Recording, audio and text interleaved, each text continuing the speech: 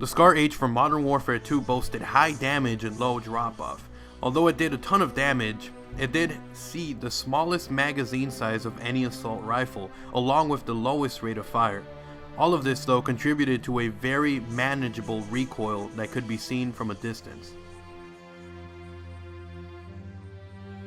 The Scar L for Modern Warfare 3 saw a change in playstyle. It boasted lower end damage, but it also had lower end drop-off, which means that it continued to do damage even at its furthest distance. It did, however, boast higher RPM than a normal Scar H. And on top of that, it boasted a rather high headshot multiplier, which allowed it to get an even lower time to kill. The Scar H from Black Ops 2 came around, and it saw another change in playstyle. The Scar H from Black Ops 2 had the highest damage among all the Scar H's released in Call of Duty. It also had lower firing rate than all the other ones.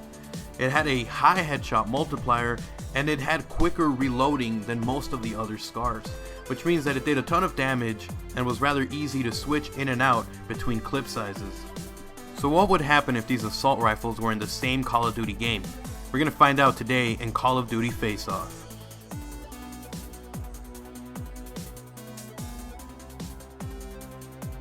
The Scar H from Modern Warfare 2 was one of the most used assault rifles in the game, and it was for good reason too. Although it only had 20 rounds per magazine, it did an amazing amount of damage. It did 40 to 30 damage up close, it did 40, and at a distance it did 30. Combine that with the lower, manageable recoil, and you had a weapon that could take people out rather quickly. It had a 3 to 4 shot kill range, which means that you were able to kill someone and take them down rather quickly. Now, although it did have a 3 to 4 shot kill range, this weapon did have a bit more recoil than the other assault rifles, so you would tend to waste a bit of ammo. The Scar H also had a rather high headshot multiplier, and it had lower end rate of fire. It did only 645 rounds per minute, but when you combine the lower end rounds per minute with the amount of damage, it actually allowed it to have a very controllable and manageable recoil.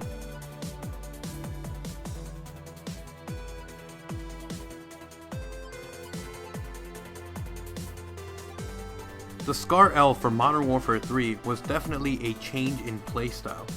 The Scar L for Modern Warfare 3 had a higher magazine size than was seen in the Scar H from Modern Warfare 2, boasting it at 30 rounds per magazine.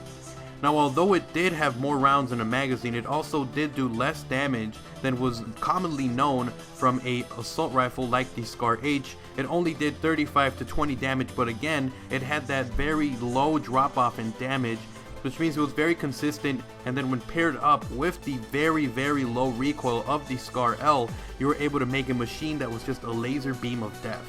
The Scar L had 3 to 5 shots to kill, and again it had such a low recoil that you could barely notice the amount of time it would take to kill someone, even when you were at the max distance and needed 5 shots to kill. The Scar L also had a 1.5x headshot multiplier, which is the most among any of the Scars in Call of Duty, and it was actually the highest headshot multiplier in Modern Warfare 3 apart from the FAD, which had a 1.7x headshot multiplier. Something else that was different with this Scar L was the fact that it had a higher rate of fire. It actually shot at 750 rounds per minute, which was a whole 150 more rounds than would be seen in Black Ops 2, and only about 100 more rounds than the Scar H from Modern Warfare 2.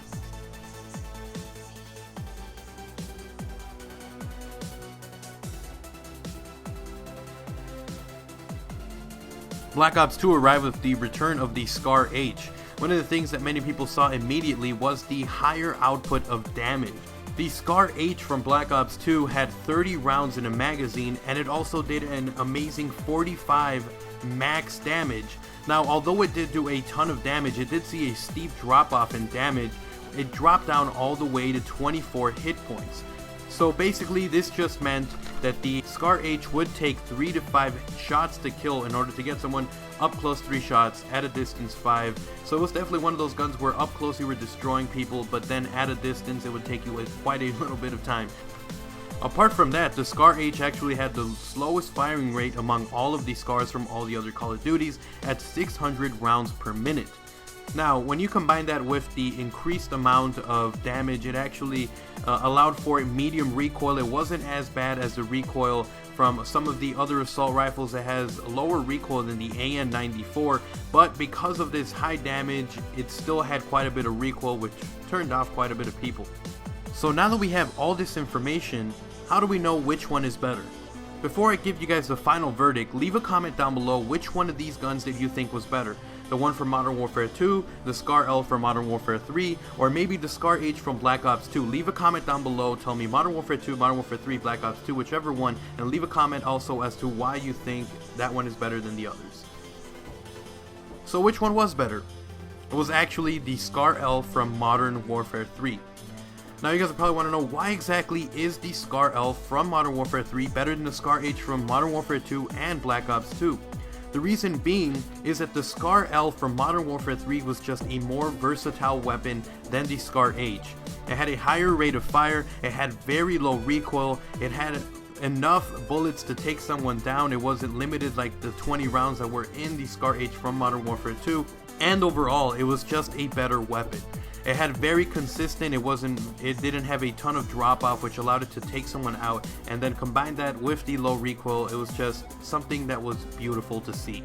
Anyways, I hope you guys enjoyed today's episode of Call of Duty Face Off. If you do, slap a like on this video. Remember to slap a favorite as well if you enjoyed it, and leave a comment down below which guns you want me to compare next. It can be from any Call of Duties. It can be maybe even say like the ACR versus the Commando from Black Ops 1.